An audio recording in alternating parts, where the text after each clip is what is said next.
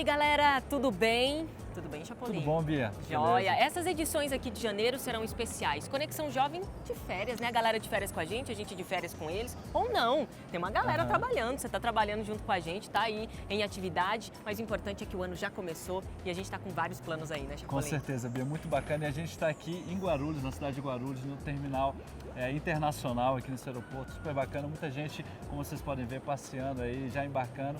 E a gente vai aproveitar esse momento aqui para mostrar para vocês um pouquinho de como foi o ano de 2016. Né? Exatamente. Vários quadros, entrevistas, histórias. A gente se divertiu em 2016 bacana. E a gente quer que você viaje com a gente de novo nessa retrospectiva de férias aqui do Conexão. Hoje, em especial, nesse programa você vai conferir uma entrevista super bacana que eu e o Chapolin a gente fez o ano passado com o Rodolfo Abrantes. Então a gente vai colocar algumas partes dessa entrevista, você fica ligado.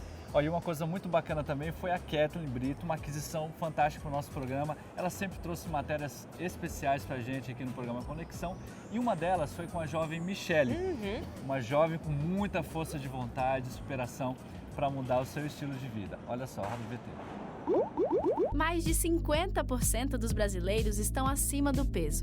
Quase 18% da população é considerada obesa. Os quilinhos a mais atingem mais os homens que as mulheres, mas a situação é grave para ambos os lados. Nos próximos anos, se nada for feito para mudar o cenário atual, estaremos fritos. E fritos em óleo com gordura trans, hein? Aquele que faz super mal para a saúde. Mas eu conheci alguém que resolveu lutar contra a balança e as pesquisas. Tem uma história bem bacana para contar pra gente.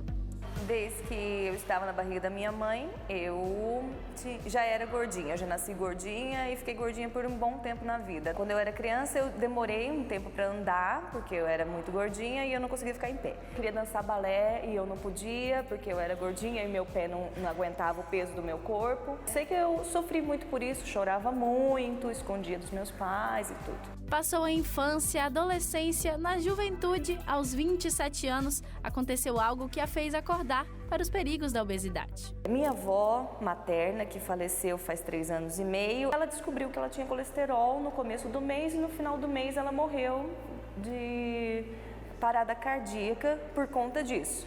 E eu descobri logo depois que ela morreu que eu estava com colesterol. Então assim, eu sempre fui gordinha, eu já pesei de 110 quilos, mas eu nunca tive nada, além da falta de vergonha na cara. Então quando ela morreu, eu vi que eu precisava mudar. A partir daí, toda a sua mentalidade precisou ser modificada. Mas não foi fácil, não. Eu levei um bom tempo para entender que eu precisava mudar e que eu tinha que querer. Não adiantava todas as pessoas falarem e eu não gostava que as pessoas falassem assim. Porque eu não acreditava nelas, né? Eu achava que elas estavam exagerando, porque eu não conseguia me olhar no espelho e me ver com 110 quilos. Pra mim, estava normal. Aos poucos e com muito custo, ela foi incorporando hábitos saudáveis na rotina. Depois de 1 ano, eu comecei a ir à academia, que era coisa que eu odiava, né? Eu sempre odiei. Quando eu era gordinha, eu odiava ir à academia, olhar todo mundo com o corpo bonitinho e eu não. E aí hoje é a paixão da minha vida, né? O dia que eu não vou, parece que eu devo alguma coisa para mim mesma, né? Então eu luto comigo mesma para não faltar. A alimentação também sofreu mudanças. Eu tirei todas as porcarias que eu comia, né? Parei com o bolo que eu gosto e a torta e todas essas coisas, né? E comecei a comer isso assim uma vez no mês, num domingo, por exemplo, que eu estava com vontade de comer um macarrão da minha avó, por exemplo, então eu comia. Começar uma dieta exige muito domínio próprio. Para quem não sabe por onde começar, aí vão algumas dicas. Eu acho que a primeira coisa que a gente tem que fazer é ver o grau de comprometimento, o grau que a gente tá, que a gente quer realmente perder, porque não é fácil e não tem mágica, a gente tem o passo a passo e a gente tem que seguir.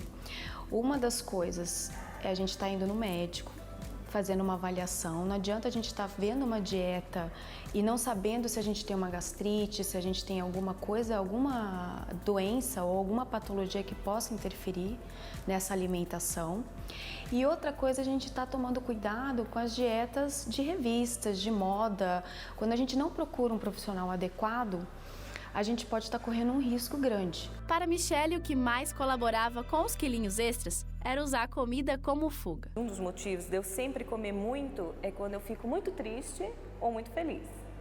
Então, quando eu fui para a faculdade, eu fiquei sozinha, fiquei muito triste, engordei 20 quilos em um mês. Essa também é a dificuldade de muita gente. O que fazer então? Mais de 90% das pessoas, o problema é psicológico, né? A alimentação está muito associada com essa parte psicológica. Então, a primeira coisa que a gente tem que ver é se a gente tem realmente alguma coisa, algum problema sério, para estar procurando também um profissional adequado. E outra coisa é a gente estar vendo se a gente está comendo por prazer, para saciar alguma coisa que está faltando, ou se realmente é necessário. Então a gente sempre tem que estar assim, até que ponto eu estou querendo dar prazer para o meu cérebro e até que ponto isso realmente está sendo necessário para o meu corpo. Michele deixou os 110 quilos para os atuais 72. Perdeu 38 quilos nesse processo. Mas não adianta deixar entrar por um ouvido e sair pelo outro não, hein? Ela lembra que a vontade de mudar precisa partir de cada um. Mas eu acho que sempre a pessoa tem que buscar se sentir bem consigo mesma e pensar na vida dela daqui a 50 anos, daqui a 20 anos. Então a pessoa precisa querer. Então a partir do momento que ela quiser, é aí que ela vai conseguir alguma coisa. Porque enquanto ela não quiser, ninguém vai mudar. Levanta desse sofá então e mãos à obra. Valeu, Kathleen. Muito legal essa história da Michele. Olha só, como a Bia falou no início do programa, a gente no ano de 2016 teve a oportunidade de fazer um programa especial super bacana, conhecendo um pouquinho mais da história do Rodolfo Abrantes.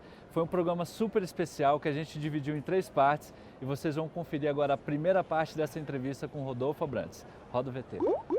E o Conexão Jovem veio aqui para São Paulo, foi muito bem recebido neste espaço aqui da sede da Igreja da Comunidade da Graça aqui em São Paulo. A gente agradece demais para conversar com Rodolfo Abrantes, ele que é evangelista, ele que é cantor, tem viajado o Brasil, tem viajado o mundo, levando uma mensagem muito especial para o público jovem. E o Conexão veio aqui conversar com ele e ele também nos recebeu aqui. Obrigada, viu, Rodolfo? É isso, Bianca. Prazer. Prazer é todo nosso. Rodolfo, quem é Jesus Cristo para você? É muito difícil colocar isso em palavras. Ele me deu vida, eu não tinha. Às vezes eu conversava com um amigo hoje, no almoço, às vezes eu olho para as coisas que eu fazia, quando vejo alguma imagem na TV, e eu não reconheço. Eu falo, cara, não é possível que isso era eu. Eu não consigo reconhecer. Então, assim, saber que não foi um esforço meu que me trouxe a esse lugar onde eu estou hoje, foi ele. Foi uma obra dele, tipo, é meu conselheiro, é meu amigo, é minha fonte, é o motivo, é o alvo, enfim, é muita coisa, é muito difícil descrevê-lo, assim, de uma forma breve. Mas a ele eu devo tudo, né, cara? Toda a minha vida, hoje em dia, gira em torno da pessoa de Jesus e do que ele fez. Então, ele é tudo para mim. Rodolfo, você, né, falando sobre o seu relacionamento com Jesus e tal, eu até estava falando em off aqui com você sobre esse nosso trabalho em relação à obra de Deus. Você viaja o Brasil, viaja o mundo, falando de Deus para as pessoas, e isso também consome uma energia. Isso é desgastante muitas vezes para a gente. Mas você falou, olha, eu sou privilegiado porque ficou ali falando 1, 2, 3 horas de Jesus, né? Isso é satisfatório? É muito satisfatório. Assim, é incrível como muitas vezes depois de uma ministração você está exausto, assim, cansado. Durante é o lugar de descanso, é uma coisa sobrenatural, tipo assim, eu muitas vezes tenho problema até com o horário, porque se eu não vigiar, vai passando. Mas depois, assim, dá aquele cansaço. Mas, ao mesmo tempo, é muito gratificante você ver que, cara, aquilo que me salvou há 15 anos atrás, aquela palavra que, trouxe um convencimento de que Ele é verdade, que Ele é real, que Ele é vivo, que Ele opera, ver que isso continua funcionando, continua poderoso e que não está limitado a esse lugar, onde estiver rolando uma reunião, nesse momento na face da terra e a palavra estiver sendo pregada, o mesmo poder está sendo liberado. Cara, isso é muito grande. A gente foi inserido num contexto, numa obra muito grande que... E para melhorar, não depende de nós, né?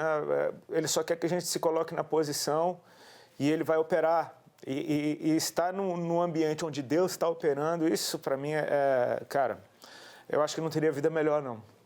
Agora, você falando que é amigo de Jesus, é até difícil de você defini-lo em palavras, né? Agora, como tornar Jesus Cristo algo real na nossa vida? Porque muitos assim, não, eu sou amigo de Jesus, tá tudo certo, tá tudo bem, vou à igreja, falo de Deus para as outras pessoas e tal, mas na prática mesmo, no dia a dia, como é que a gente pode tornar Jesus Cristo visível? Cara, nós somos humanos, então a nossa carne vai sempre lutar contra o espírito, sempre vai ter essa luta dentro da gente. Cabe a gente não baixar a guarda, não sair do posicionamento. Eu tenho dito em muitos lugares que, às vezes, a consciência da presença de Deus, da onipresença dele, faz você viver diferente. A gente pode estar falando um monte de... Imagina se a gente estiver num grupo de amigos, falando descontraídamente, e chega, de repente, a sua avó. A conversa muda, porque a presença dela inspirou você a se comportar diferente. Se a gente tem a consciência da presença de Deus todo dia, inevitavelmente a gente vive diferente. Tipo, cara, Ele está ali agora, Ele está vendo, Ele está ouvindo. Então, assim, será que eu vou tratá-lo como se ele não estivesse ali ou será que eu vou dar toda a importância à presença dele? E isso faz toda a diferença. Às vezes, só você se conscientizar de que ele está ali, você já sente a atmosfera mudar, enfim, teu comportamento se ajusta. Eu creio nisso, sabe, que a presença de Deus, ela traz um ajuste de comportamento. Ela a presença de Deus é o nosso termômetro. É um termômetro, e ela ajusta o nosso comportamento. Eu gosto daquele texto quando Moisés fala a primeira vez com Deus, que ele vê uma sarça pegando fogo e não se consumia, e ele teve uma ideia, vou chegar perto e vou ver que legal isso daí. Tipo, ele foi interessante esse negócio, ele não sabia o que era. E de repente a primeira coisa que Deus diz para ele, tira a sandália dos teus pés porque o lugar que você está é santo. Ou seja, ajusta o teu comportamento, você está na presença. E é inevitável, você vai ver isso pela Bíblia inteira, gente mudando de comportamento quando se conscientiza, cara, eu estou diante de Deus. Os discípulos, quando Jesus transfigurou, eles se prostraram e adoraram. Pedro, depois da pesca, ele se prostrou e adorou. Daniel, quando teve visões na beira do rio, ele se prostrou e adorou. Tipo, João viu o anjo falando em Apocalipse, se prostrou e adorou. O anjo falou, ei, adora a Deus. Tipo, sempre rola isso. Eu acho que é saudável você ter a consciência da presença de Deus, porque vai fazer você viver diferente. É uma luta diária. Eu não vou te dizer, eu sou um anjo e eu acordo de manhã, bom dia, Espírito Santo, e eu fico voando o dia inteiro. Não, eu tenho que me lembrar o tempo inteiro, eu tenho que me conscientizar o tempo todo. Mas isso que é legal, né? Porque ser santo, e a Bíblia, o próprio Jesus fala, ser santo como eu sou santo, né? Então, mas o ser santo não significa não pecar, né? Significa andar com Cristo, ter um coração contrito o tempo todo, você concorda? Exatamente, e vê-lo trabalhando. Às vezes a gente tem que se tocar de algo que, a obra foi toda dele. O trabalho é todo dele. A gente só precisa aceitar o trabalho dele na nossa vida e deixar ele operar em nós. Aquele que começou a boa obra, ele que vai aperfeiçoar essa obra. Ou seja, é ele. A gente só precisa deixar ele fazer. Não atrapalhá-lo com a nossa vontade, com o nosso jeito. E muitas vezes quando a gente acha, não, eu sei fazer, você já está atrapalhando. Já virou uma religião. Né?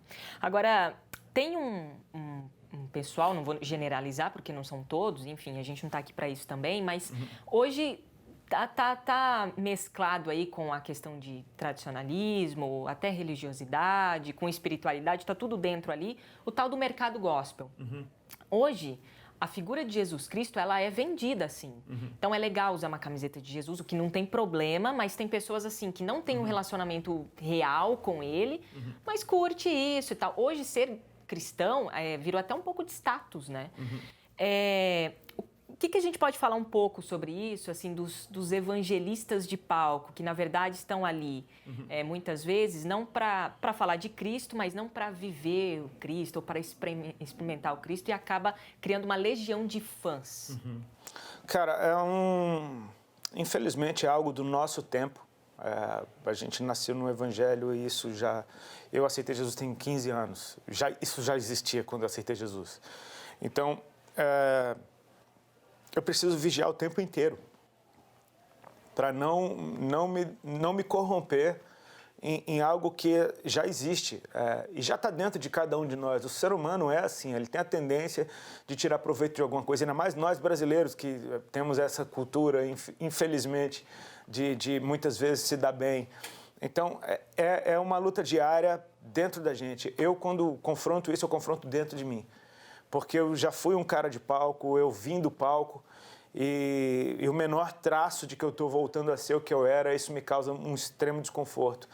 Então, É uma luta diária. Eu não tenho como apontar esse ou aquele. Na real, só Deus sabe quem é o verdadeiro, quem é o falso. Existem, claro, sintomas muito claros de um e de outro, mas julgar a gente nunca tem como. E Deus pode usar até uma mula, né? Então, assim, o fato de Deus estar usando também não define se esse está certo ou se aquele está errado.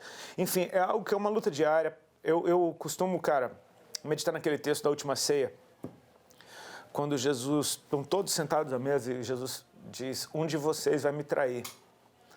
E eu acho linda a reação dos discípulos, porque a reação deles não foi apontar um para o outro, falando, é tu, eu sabia. Não, muito pelo contrário, cada um apontou para si e perguntava, porventura sou eu, Senhor? Existia essa preocupação, cara, eu não quero ser esse traidor. Ele está aqui, pode ser eu, mas eu não quero ser. Se for eu, me fala, porque eu vou fazer alguma coisa a respeito. E eu acho que é uma pergunta que eu me faço o tempo todo. Eu acho que quem ama Jesus vai viver em crise o tempo inteiro com isso, porque, tipo, é algo que existe, que está aí, dá muito dinheiro, é um mercado que dá muito dinheiro, e se envolve dinheiro, envolve recompensa, e se envolve recompensa, envolve você chegar naquele fim por causa daquilo, e você nunca sabe a motivação, se é realmente a recompensa do céu, a recompensa da terra. Isso é muito difícil, lidar com isso, né? Mas eu creio que, cara, se a gente se lembra... Eu gosto muito de contar meu testemunho para mim, para eu me lembrar de onde ele me tirou e de por que eu estou aqui, o que me trouxe até aqui, o que me faz aguentar tudo que eu já aguentei, o que me faz, cara, continuar viajando de um lado para o outro, tipo... Deixa eu me lembrar, Senhor, do porquê eu estou aqui, para eu entender que vale a pena e para eu ter saúde para continuar, saúde espiritual. Se você não tiver fotografia dessa missão o tempo todo na tua cabeça, você acaba desviando, né? Exato, porque aí a motivação já pode virar outra e outra e outra e outra. Você precisa voltar lá no princípio o tempo todo. Sabe quando o Senhor fala no livro de Apocalipse para a igreja de Éfeso, ele está falando para uma igreja madura. Falando para uma igreja, cara, que provou falsos apóstolos, ou seja, era uma igreja que conhecia verdadeiramente o que era ser um apóstolo, uma igreja experimentada em obras, uma igreja que persevera, mas esqueceu uma coisinha lá atrás. E o Senhor falei, eu não esqueci. É muito sério isso. Muito bem, essa foi a primeira parte da nossa conversa aqui com o Rodolfo Abrantes. Ainda tem duas partes, ele vai falar sobre tatuagem, vai falar sobre perdão, vai falar sobre conversão. E você está convidado a acompanhar esse programa aqui para a gente falar sobre mudanças e transformação. Aliás, ele não falou ali a palavra mudança e transformação, mas ele citou uma questão ali sobre a mudança de comportamento. Achei muito interessante isso. Falou sobre a presença de Deus gera né, convida a gente para uma alteração de comportamento. E eu acho bacana essa sequência, que nem falou dos personagens bíblicos, né? Eles estão na presença de Deus e aí então eles têm eu preciso ter um comportamento diferente. O que a gente às vezes quer fazer é o contrário, ou você precisa de um comportamento diferente e aí você se aproxima de Deus, e não é esse, né? A maneira de Deus trabalhar é isso. Vem para a minha presença. Na minha presença, eu instalo coisas em você, eu te confronto com quem eu sou e com quem você é, e aí, então, um comportamento novo nasce disso.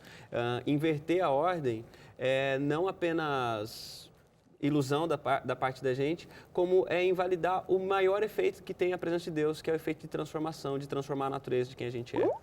É isso aí, já foi a primeira parte da nossa conversa com o Rodolfo Abrantes. Foi muito bacana fazer essa entrevista em 2016, um baita privilégio. A gente agradece aí a assessoria do Rodolfo, que nos atendeu tão bem em São Paulo. E ainda tem a segunda e a terceira parte da entrevista, tá bom? Enquanto isso, você vai participando nas redes sociais com a gente, facebook.com/Conexão Jovem Oficial. Tem o nosso Insta também, @PGConexão, e o nosso WhatsApp, 12 981 35 3043. Conexão Jovem está de férias com você e você com a gente. A gente faz um breve intervalinho, já já a gente volta.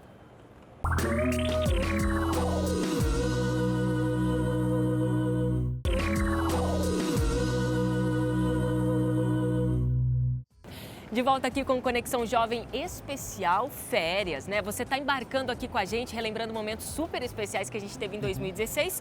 E nada melhor, assim, de falar de férias do que estar no aeroporto, né, Chapolin? Com certeza. Você gosta de viajar, eu também. Bastante. E tem uma família que gosta muito de viajar. E no ano de 2016 a gente teve uma parceria com o Peter, sempre trouxe matérias legais pra gente. E a gente confere mais uma dessas matérias com um quadro de passagem.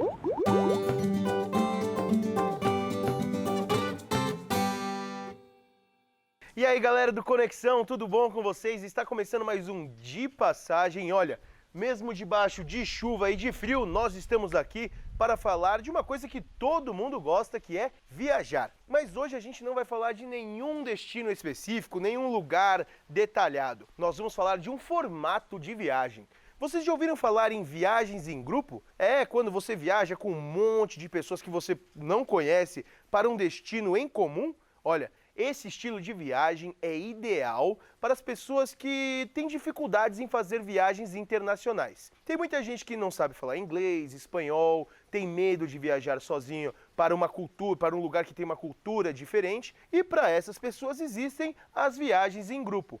As vantagens são as seguintes. Primeiro, porque o seu grupo não sai sozinho do Brasil. Ele sempre sai com um guia que fala inglês, espanhol e já viajou para aquele destino, já conhece o lugar que você está indo. Ou seja, você não vai ter nenhuma surpresa desagradável em nenhum momento, porque tudo vai estar ali planejado, tudo dentro do cronograma. Outra coisa muito importante é que esse guia vai estar levando você para lugares que ele conhece, ou seja, fora dos roteiros que estão na internet ou estão aí nos guias de viagem. Lugares que só quem já foi conhece. E quando você viaja com uma pessoa que já conhece o destino, as chances desses lugares aparecerem é muito maior. Outra vantagem de você estar viajando em grupo é que você vai estar viajando com pessoas que têm algo em comum. Que, por exemplo, todos vocês não se conheciam, mas estão indo conhecer aquele destino. Alguma coisa naquele lugar atraiu todas vocês. Ou seja, nesses lugares sempre crescem amizades que duram normalmente a vida inteira. Outra vantagem de você estar fazendo viagens em grupo é porque você sempre está acompanhado do seu guia. Ou seja, na hora de você fazer as comprinhas, lembrancinhas, na hora de pechinchar, você tem alguém ali que fala o idioma, consegue se expressar melhor e, logicamente, consegue melhores preços, mais vantagens e produtos com melhores qualidades. Essas viagens normalmente acontecem em diferentes épocas do ano, quando o grupo é formado. O Viaje Comigo, por exemplo, ele está com 10 saídas em grupo este ano. Nós queremos levar alguns telespectadores gravar novos episódios do programa Viaje Comigo em 2016. Por isso, se você aí ficou interessado, entre no site www.viagecomigo.tour.br. Daí é só você clicar no ícone Grupos Viaje Comigo e lá vão ter todos os destinos e as informações que você precisa para estar programando a sua viagem. Bom, pessoal, o nosso tempo é rápido, a chuva aqui está apertando e a gente precisa ir. Por isso, lembre-se, todo domingo às 8 da noite nós temos um encontro marcado aqui na tela da TV Novo Tempo para viajar para algum lugar desse planeta, tá certo? Bom, eu vou lá. Tchau, pessoal. É nóis.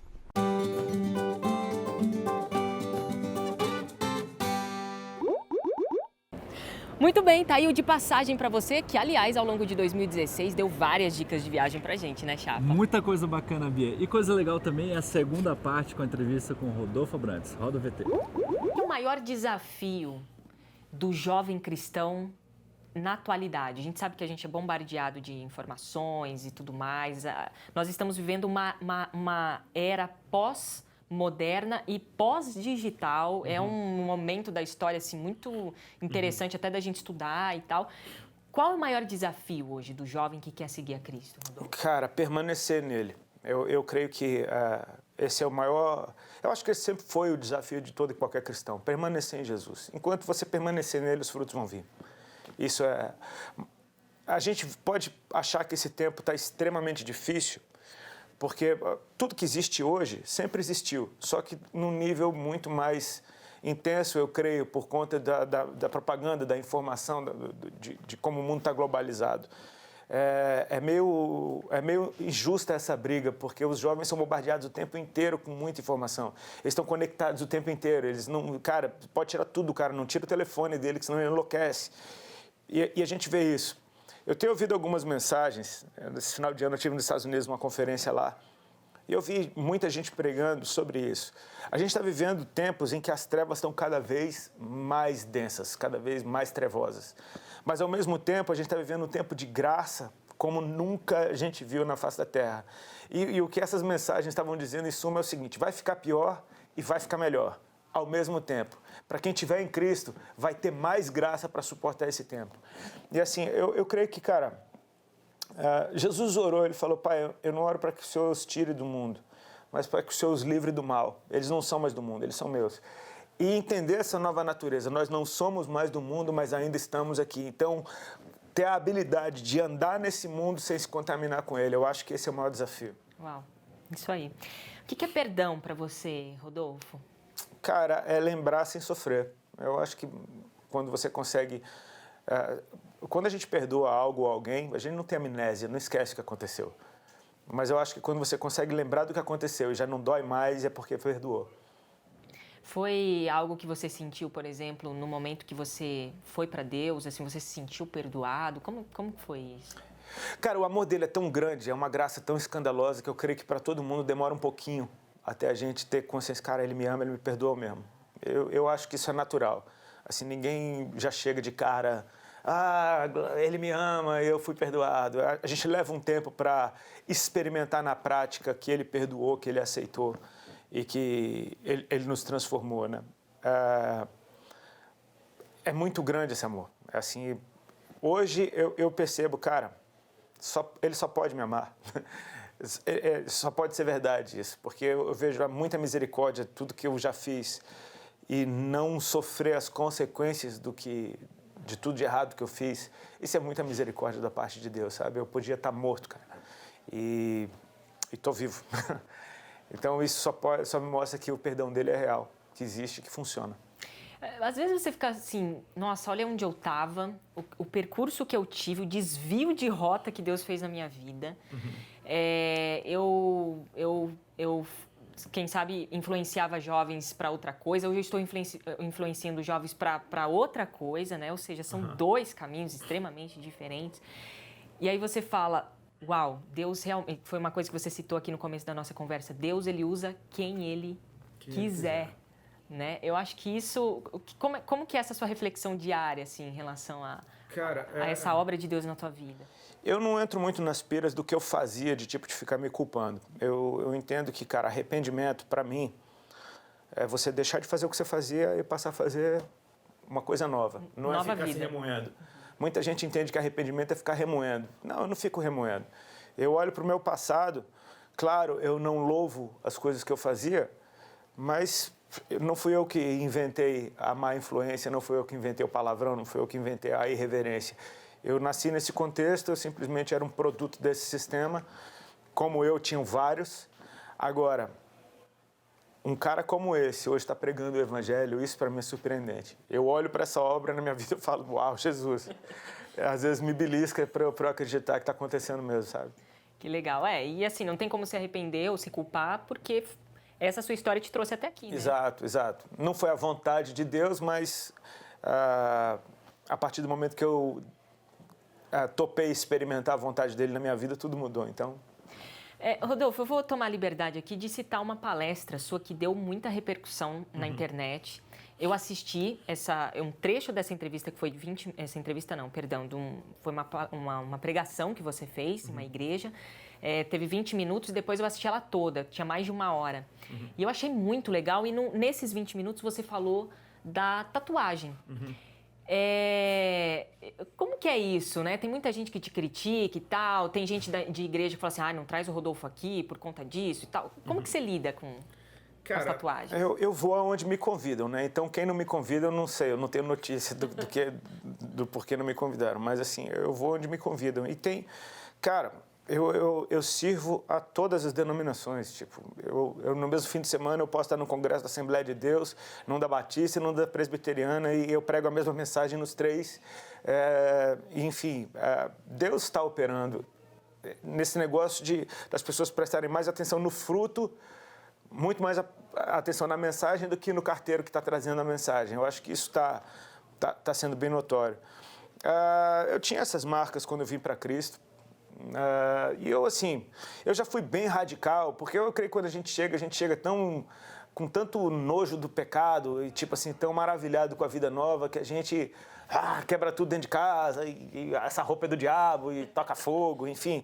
Tem um monte dessas coisas, né? E por estar ministrando desde o meu primeiro ano como cristão, eu já sou muito radical a respeito disso. Hoje em dia eu entendo, cara, que foi uma coisa que Deus pediu para mim. Eu senti muito alívio de parar de fazer. Não foi porque eu acho que vou para o inferno se eu fizer, não. Simplesmente eu acho que a vontade saiu. A vontade saiu. Eu estou me preocupando com outras coisas. Às vezes eu esqueço que tem. Volta e meia tem uma que começa a me incomodar demais e eu já tive que cobrir algumas. Depois de ter parado de fazer, eu tive que cobrir algumas porque estavam me causando problemas. Eu acho que o problema maior da tatuagem é que ela fecha portas. Inevitavelmente, cara. Muitos jovens cristãos querem se tatuar, enfim, colocar um versículo, colocar um símbolo que para eles é cristão. Não existe símbolo cristão. Tipo, vai pôr... Tá, você pode pôr uma cruz, legal, beleza. Mas isso vai fechar portas. Eu tinha, por exemplo, um menorá tatuado e eu comecei a perceber que tanto os judeus ficavam muito incomodados comigo, como os islâmicos queriam me matar. E, enfim, muita gente no meio cristão achava que eu era um judaizante. Aquela tatuagem fechava a porta de pelo menos umas 80 nações para mim. E eu recebia convites para ir ministrar, por exemplo, na Indonésia. Eu não podia ir porque é um país muçulmano. Enfim, me fechava portas. Eu tive que fazer alguma coisa a respeito e cobrir. Então, assim, às vezes o jovem ele não se toca que ele vai mudar muito ainda, cara. A cabeça dele vai mudar demais. Eu vejo como a minha cabeça mudou, como o meu jeito de enxergar as coisas mudou. E quando você faz uma marca no teu corpo, você está registrando aquele momento da tua vida. Cara, as pessoas precisam saber, você vai mudar ainda muito. E talvez aquilo lá na frente não faça o menor sentido. Então, assim, eu acho que é uma coisa que cada um deve orar e buscar a presença de Deus. Enfim, eu não vou te dizer que você é menos, exatamente, se você é menos ou mais, se você está certo, se está errado. Eu creio que isso é algo muito pessoal. O negue-se a si mesmo, está tudo escrito ali, não sou eu que vou negar o cara para ele. Deixa eu dizer não para você. Não, esse trabalho é seu. Você diz não para você. E aí, tá curtindo? Escreve aqui pra gente, facebook.com/Conexão Jovem Oficial, tem o nosso Insta também e o nosso WhatsApp, que é o 12981353043. A gente já está recebendo muitas mensagens, não briga comigo não dá para ler todas, mas já quero mandar um abraço aqui especial para você que está mandando a sua mensagem. Tem muita gente da Igreja Batista participando hoje aqui, eu quero mandar um abraço especial para você que é da comunidade Batista. Tô adorando o programa, tô adorando a entrevista muito inspiradora, Zé Eduardo. Ele é da Bahia, participando aqui com a gente também. Bianca, parabéns pela entrevista, a todo o programa. É o Ed de Guarulhos acompanhando a gente aqui. Tá mandando um abraço aqui para todos os amigos dele e também para a família dele. Quem participa ainda aqui pelo WhatsApp, só mais um abraço antes da gente continuar o nosso bate-papo aqui. Deixa eu ver aqui, vamos lá. Iranildo, de Bertioga, em São Paulo, mandando um abraço aqui para todos do Conexão Jovem e para você aí de casa também que está acompanhando a nossa programação. Ainda tem a terceira parte dessa entrevista, tem um fechamento muito legal. O Rodolfo recebeu a gente em São Paulo tão prontamente, com exclusividade, para conversar sobre transformação, mudança, conversão, perdão, enfim, tá bem legal o nosso bate-papo. Tem uma frase que muitos de nós cristãos a gente coloca, né? Que nós estamos neste mundo para transformar a vida das pessoas. Tem algum erro nessa frase aí? Tem um erro que a gente assume uma responsabilidade que não é nossa, né? Não é só assumir a responsabilidade, a gente puxa pra gente uma carga que não é nossa e é um negócio que a gente não dá conta de fazer, né? O máximo que eu consigo fazer por você, Bianca, é propor mudança. É propor coisas que você pode fazer. É o máximo que eu consigo fazer. Transformar a vida das pessoas, a gente não dá conta de fazer isso, porque eu preciso de transformação para mim. O máximo que eu consigo através da minha vida é mostrar que, olha, deu certo para mim, então pode funcionar para você também. É o máximo que eu consigo fazer. E eu acho que uma coisa que a gente como cristão precisa assumir como nossa responsabilidade não é que a gente tem que transformar as pessoas, que a gente tem que ser suficientemente transformado para que as pessoas se convençam que é um caminho válido a ser seguido. Olha, interessante, porque tem muitas vezes que a gente olha para o outro e fala assim, mas você não está entendendo? Está tudo errado na sua vida, você precisa ir para tal religião, você precisa fazer tal coisa. E a gente acaba colocando uma barreira, né, no relacionamento. Eu até estava conversando com um colega vindo para cá, até mandar um abraço para ele, para o Edson Nunes, e a gente estava falando que às vezes existe um ranqueamento, a gente tem assim, uns requisitos. Olha, se a pessoa faz isso, ela foi transformada, ela tá beleza, tá ok. Só que e aí vem a questão da conversão. A conversão é uma mudança de sentido, mas ela é um início de uma caminhada. E nesse início de caminhada, eu não sei exatamente onde as pessoas estão. E eu não sei o quão depressa elas estão caminhando, eu não sei quão rápido elas conseguem caminhar, eu não sei disso. E eu não posso medir e falar o seguinte, olha, sua vida está uma bagunça e tudo mais, tal, você precisa, faça isso e dar uma receita de bolo. Seria muito fácil se fosse assim, mas seria completamente inútil. Então, assim, entender que as pessoas, elas vão... as mudanças significativas delas vão ser fruto de uma transformação que tem a ver com aquilo que o Rodolfo falou, que é a exposição à presença de Deus. Quanto mais eu me exponho a Ele, quanto mais eu me aproximo dEle, me aproximo a esses propósitos e sentido de vida que ele me dá, me aproximo do fato de que Ele quer implantar a natureza dEle em mim. Quando eu percebo isso, eu falo, cara, então agora não é simplesmente ser uma pessoa bonitinha, é Deus querendo colocar Ele, quando Paulo fala, não sou mais eu quem vivo, mas Cristo vive em mim. Ou seja, eu olhar para dentro de mim, eu já não encontro mais o Tiago, eu encontro o Cristo dentro de mim.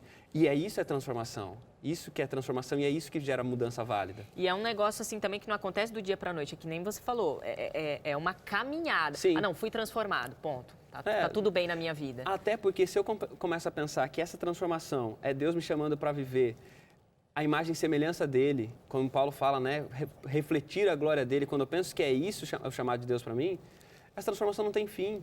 Eu vou constantemente ir à presença dele e eu vou ser confrontado com coisas novas que eu ainda não fui. Isaías, quando é confrontado com a presença de Deus lá em Isaías 6, ele fala, ai de mim que sou um homem de lábios impuros. Talvez ele nunca tinha pensado nisso, mas naquela hora ele falou, olha, eu estou diante de Deus, Senhor, tu tem que ser diferente nisso. E nas outras vezes que Isaías foi até a presença de Deus, ele foi confrontado com outras coisas. Então não tem fim. Não é uma transformação que pronto, eu cheguei. É uma transformação que não tem fim, porque Deus quer colocar a eternidade dentro de mim e ele sendo eterno, então é a eternidade de transformações. É isso aí, galera. Muito legal essa matéria que a gente fez, esse programa especial com o Rodolfo Abrantes. Teve uma repercussão super bacana, muita gente se identificou com a história dele, mas não acabou ainda não. Ainda tem a terceira parte dessa entrevista. A gente vai apenas para o intervalo. Fica ligadinho com a gente que daqui a pouquinho a gente volta.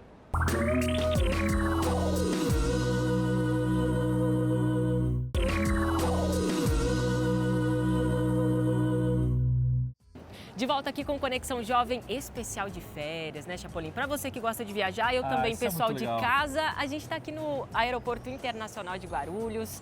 Quem sabe você está aqui neste momento, né? E se você não está viajando, você está assistindo a gente, isso é muito legal também. Claro, com Melhor certeza. Melhor que viajar. Exatamente. Muito bem, legal ter a sua companhia aqui. E, Chapolin, a gente, né, a galera que assiste Conexão acha que o Conexão só somos nós dois. Não, de Mas, forma na verdade, alguma, a equipe é grande, né, Chapolin? Muito grande, tem quase 3 pessoas. Não, muito legal, tem muita gente bacana que trabalha com a gente. E, de repente, a galera que está em casa está vendo eu aqui com a câmera na mão, o que esse cara está fazendo? Eu quero mostrar já um pedacinho dessa equipe. A gente vai ver no VT, mas tem já uma galera participando com a gente aqui. A nossa produtora Mari, que fica lá em cima, que a gente sempre fala que ela tá no ponto. O Zeca hoje participando com a gente também, valeu Zeca. E tem mais gente boa, né, Claro, Bia? a Kathleen vai mostrar tudo pra gente agora. Toda semana é assim. E antes de qualquer programa a gente se pergunta, esse é um tema atual? Tem interatividade? Qual aplicação espiritual? Os assuntos variam muito, mas o objetivo é sempre de levantar questionamentos e reflexões para que os jovens, e até aqueles que não são tão jovens assim, né, Tito, possam expandir a mente e mudar de comportamento. Nossa equipe é unida, sabe bem o que quer. Anunciar as virtudes daquele que brilha através de nós. Mas você tá achando que é fácil fazer isso? Sabe de nada, inocente. Para levar um conteúdo de qualidade, a gente rala pra caramba e todo mundo tem sua parte bem definida. Eu fico com a produção executiva e a apresentação do programa. Além de comandar o programa ao vivo, eu sou responsável também por definir temas, entrar em contato com os entrevistados e direcionar todo o conteúdo. Bom, já eu sou o rostinho bonito do Conexão. Brincadeira, né, Bia? Bom, eu também apresento o programa. Fica bem mais dinâmico com mais de um apresentador, além de ser mais um ponto de vista da discussão dos temas. Mas tem mais gente no esquema. Opa, com certeza. Além de cuidar do blog, minha parte são as reportagens, sempre baseadas no assunto do dia. Eu converso com especialistas, o povo nas ruas e pessoas que têm histórias de vida inspiradoras. Usando uma linguagem coloquial, tento deixar o tema o mais didático possível. E você, Mari? Eu também sou produtora junto com a Bianca. Fico com as redes sociais, que por sinal tem crescido bastante. Também monto os roteiros, coordeno toda a logística nas gravações externas e comando o programa no Switcher. Mas a gente também não pode esquecer do editor, o Léo. Minha especialidade são as animações. O programa é jovem, então sempre dá para fazer algo diferente. Toda edição também fica comigo, seja um programa gravado, reportagens, Fala Povo, colunas e todo o resto. Agora que já foram todos apresentados, a gente precisa falar das coisas legais que a gente tem feito. Gravamos programas com gente influente, Luiz Felipe Pondé, Edu Lira, Del Pesce, Pastor Nelson Júnior, Rodolfo Abrantes e também vários CEOs de empresas. Temos colunas com pessoas que são referências em suas áreas como Sidney Oliveira e Conrado Navarro, além de quadros sobre turismo, tecnologia, sociedade, culinária e cristianismo. É bastante coisa, mas acho que deu para você ter uma ideia de como funciona a conexão, né? Temos sempre em mente quem nos assiste, até porque não poderia ser diferente, né? A gente se esforça o máximo para impactar a vida das pessoas, fazer a diferença e levar a galera para mais perto de Jesus. Tá aí a equipe do Conexão para você, que trabalha com muito carinho para a gente levar um conteúdo de relevância todas as segundas e quartas-feiras aqui na TV Novo Tempo. Legal ter sua companhia sempre aqui com a gente, tá bom? Você também faz parte de toda essa equipe. Bom, nesse Conexão Jovem Especial de Férias, você está conferindo aqui a entrevista que a gente fez com Rodolfo Abrantes. E a terceira parte dessa entrevista vai agora. Rodolfo, eu sei, eu gosto de trabalhar bastante com definições. O que é conversão para você? O que é estar convertido para você? Cara, quando as nossas reações mudam, eu creio que alguma coisa mudou dentro da gente. Não simplesmente as nossas ações, mas quando as reações mudam. Quando aquilo que explode de você explode para outro lado. Aparece uma coisa diferente. Você não pensou e aquilo saiu. Aí eu percebo que alguma coisa mudou. Conversão para mim é um processo. Eu creio que eu estou no processo. E vou estar nesse processo, espero estar assim sempre. Porque tem algo que eu aprendi, cara. Deus não muda, mas se move. E se eu não perceber o que Deus está fazendo, eu posso congelar numa imagem que eu tive dele há muito tempo atrás. Ele já se moveu, está fazendo uma coisa nova e eu ainda estou olhando para aquilo que ele fez no passado. Eu quero estar acompanhando, eu quero estar passo a passo. E para isso eu preciso mudar. Para eu aprender uma coisa nova, eu preciso deixar um pensamento antigo para trás. O mesmo Jesus, para alguns, ele disse, vem e me segue, vem e me segue, vem e me segue. Aí veio o gadareno e ele fala, não, você vai para a tua casa, para os teus e fala das maravilhas de Deus. Aí ele fala para os discípulos, ide por todo mundo, mas antes ficar em Jerusalém. Ou seja, o mesmo Deus está dando direções completamente diferentes e eu preciso estar ligado no momento em que agora é hora de ficar, agora é hora de ir, agora é hora de vir, agora é hora de ir para lá. Enfim, e para isso eu preciso estar maleável. Pedro estava completamente confortável com com o que ele tinha recebido do Senhor, estava operando, tinha gente ressuscitando, tinha gente sendo curada, até que Deus dá uma experiência para ele. Agora você vai ministrar para gentios, tem coisas que ele considerava imundas e Deus estava mandando comer. Cara, deve ser o diabo que está me oferecendo. Não, não é, está vindo do céu. Sabe, eu acho que o processo de conversão, ele é uma caminhada, ele vai acontecer sempre. A gente vai precisar estar em constante, ter um coração maleável, um coração ensinável, para que a gente possa estar operando junto com o Senhor no tempo que Ele quer. Porque eu creio que é isso que libera o poder de Deus na terra, né? Você simplesmente ouvir o que Deus quer e você obedecer. No que você obedeceu, Ele fez. Então o poder veio. Rodolfo, que mensagem você deixa para o jovem aqui do Conexão, que está acompanhando essa nossa conversa, esse nosso bate-papo? Um cara assim, ou uma menina que... Tá, mas eu vejo o Rodolfo, ele foi convertido e tal, Deus falou com ele, todo mundo, a maioria pelo menos das pessoas conhece um pouco da sua história de conversão e tal, mas fala assim, não, mas Deus não é assim comigo, eu fui muito longe, vocês não estão entendendo como é que é a minha história e tal. Que mensagem a gente deixa pro jovem que tá achando que foi longe demais e não tem graça para ele? Cara, eu acho que esse cara, ele tá bem melhor do que aquele que acha que é bom. O que acha que é bom é um problema, porque ele acha que não precisa de Deus. O cara que sabe que é muito ruim, ele já começou a se tocar. E a real é que nós somos ruins, cara. A gente não é bom. Deus é bom. Quando chamaram Jesus de bom, ele falou, por que você está me chamando de bom? Ninguém é bom. Ou seja, se ele está dizendo ninguém é bom, ou seja, não ache que você é bom. Eu creio que a gente se entrega para Jesus quando a gente se toca. Cara, eu não sou bom, eu preciso dele. Eu não sou bom hoje porque eu sou um cristão. Aliás, o que me mantém na presença de Deus hoje é a consciência de que eu sou tão ruim que se eu largar ele um dia, eu me lasco todo. Eu preciso dele o tempo inteiro. Eu creio que também que, ao mesmo tempo, quando a gente se toca dos nossos erros, a gente acha que a gente é o pior pecador do mundo. Eu acho que eu sou o pior que existe. Com certeza, o cara, não, você não sabe da minha história. Aí o outro, você não sabe da minha. E agora ele vai fazer um campeonato de quem foi pior. Aí vê o cara, meu testemunho é que eu toquei a campainha do vizinho e saí correndo. Tipo, pô, eu sou ruim. A gente não tem como pôr isso numa balança. Claro que existem coisas escabrosas, mas, cara, ele nos limpa de todo o pecado. Não só de algum, não daquele. Tipo assim, Jesus... Cara, a gente não pode diminuir o sacrifício do nosso Senhor. Tipo assim, cara, olha, o meu sacrifício só serve até aqui. A partir daqui você se lascou. Não tem. Ele é o Cordeiro de Deus que tira o pecado do mundo. Ele tira o pecado do mundo, todo ele. Uau. Só essa eu fecho. Questão de religiosidade e tradição. Que, na verdade, vem duas coisas, né? Religiosidade, tradição, e aí, do outro lado, vem a espiritualidade. Tem muita gente religiosa, mas pouco espiritual. Tem muita gente tradicional, mas pouco espiritual. Você está vendo isso? É uma coisa que você observa também? O que você pode falar sobre isso aqui? Cara, eu tenho buscado ver as coisas de forma diferente. Eu tenho muito bom relacionamento. Aliás, eu amo ministrar em igrejas que são chamadas tradicionais. Não porque eu vou lá para quebrar tudo. Eu não vou para quebrar tudo em canto nenhum. Eu vou lá para amar, para servir. E eu quero honrar quando eu vou a esses lugares. Eu percebo que eu me dou muito bem com o pessoal mais tradicional. Eu cheguei até a perguntar um dia para minha esposa, você acha que eu sou tradicional? Porque eu me dou tão bem com essa galera que eu... E eu comecei a perceber que, cara, às vezes a gente chama de religiosidade algo que é só zelo. E Deus é Deus zeloso, cara. Assim, então, eu creio num tempo, e a gente está nesse tempo, que as gerações vão começar a se tolerar mais dentro da igreja. É como na parábola do filho pródigo, é o irmão mais velho e o irmão mais novo.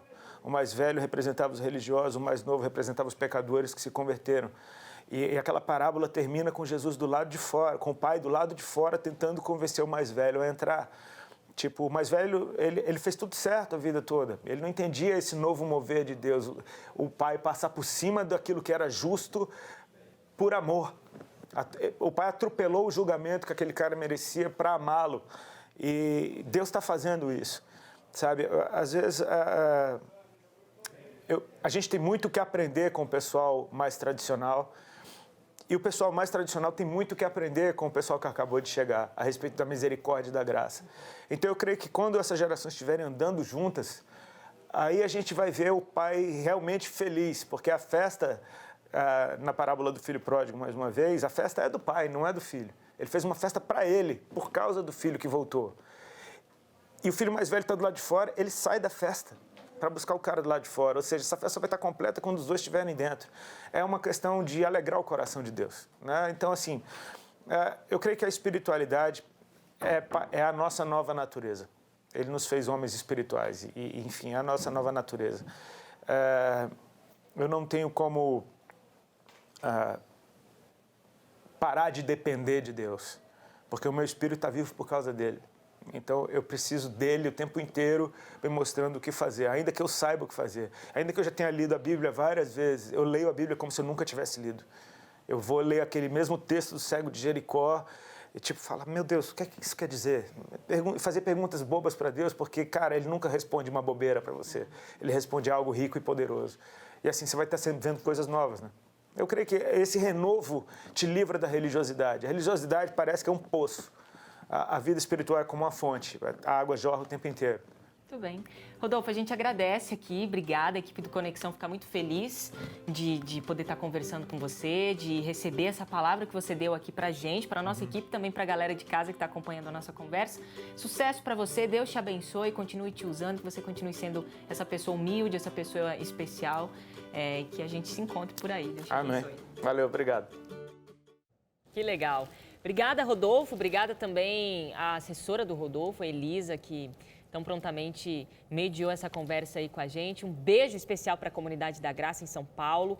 Obrigada por essa oportunidade. Coloco aqui de antemão para todo o Brasil. São pessoas fantásticas, assim, atenderam a gente muito bem. Queria agradecer a Fabi também que mediou essa entrevista. Bom, aqui nos nossos estúdios, Pastor Tiago, a gente está analisando a entrevista dele, a gente não está aqui como analistas ou especialistas, mas a gente tá batendo um papo aqui sobre mudanças e transformação. Sim. Eu acho que a conversa que eu tive ali com o Rodolfo, eu aprendi muito. E é muito legal ver assim, nos olhos do Rodolfo essa humildade e não querer ficar remoendo coisas do passado, ele só quer falar de Deus, né? Ele só quer falar de Deus.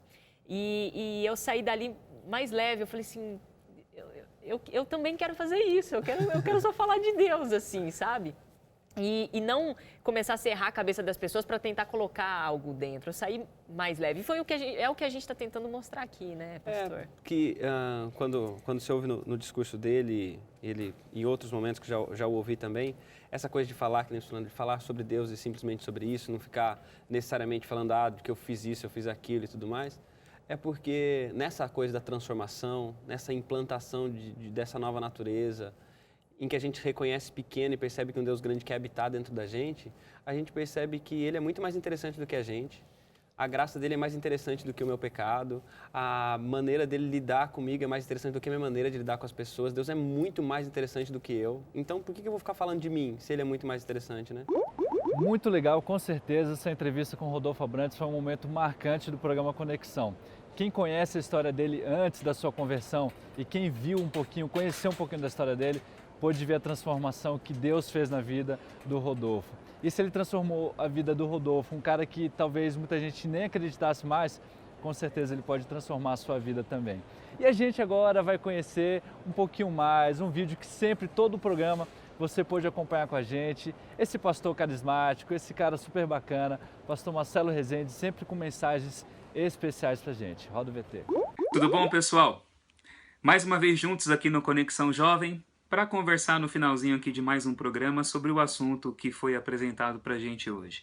Hoje nós vimos aqui uma história muito bonita de transformação, de mudança, usando uma expressão cristã conhecida, não é, de conversão. Eu vejo muitas pessoas questionando até mesmo a existência de Deus, ou questionando a veracidade dos relatos da Bíblia, quando leem a história que está apresentada no texto bíblico e veem muitos milagres, veem coisas grandiosas acontecendo, aí olham hoje em dia e dizem assim, onde é que estão esses milagres tão famosos? Onde é que estão essas transformações? Onde é que está o poder de um Deus que no passado fazia tantas coisas e hoje parece tão silencioso e tão distante? Basta olhar para a vida e para o coração daquele que realmente conhece a Deus. Não existe milagre maior do que a transformação de um ser humano. Não existe mar aberto, não existe sol parando, não existe água transformada em vinho, não existe nenhum tipo de manipulação dos elementos naturais que se compara à transformação de uma mente e de um coração, que passa a enxergar a vida de uma forma radicalmente diferente como enxergava antes. Existe um texto do Evangelho de João, onde Jesus diz que aquele que crê nele fará obras maiores do que aquelas que ele fez. João capítulo 14, verso 12. Aí você pensa assim, mas tem coisa maior do que curar um leproso? Tem coisa maior do que ressuscitar um morto? Tem coisa maior do que fazer um paralítico andar? Jesus disse que tudo isso aconteceria com aquele que crê. Aí você pensa assim, mas eu acreditei e não fiz milagre nenhum como esse. E não vi ninguém realizando coisas tão grandes num ranking de pirotecnia como essas que Jesus fez. Olha para dentro do coração de uma pessoa que realmente conheceu o Evangelho e você vai ver tudo isso acontecer.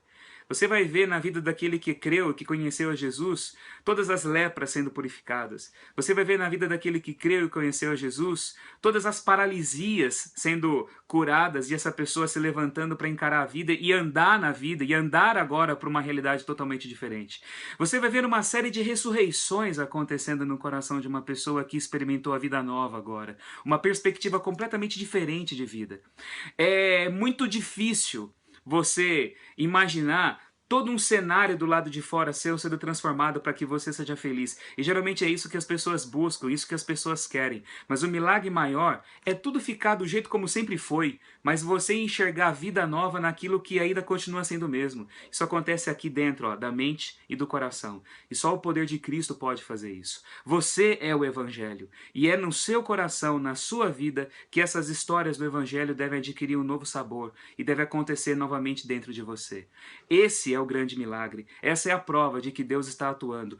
Tudo foi relatado para que isso acontecesse na sua vida também, tá bom? Pense nisso.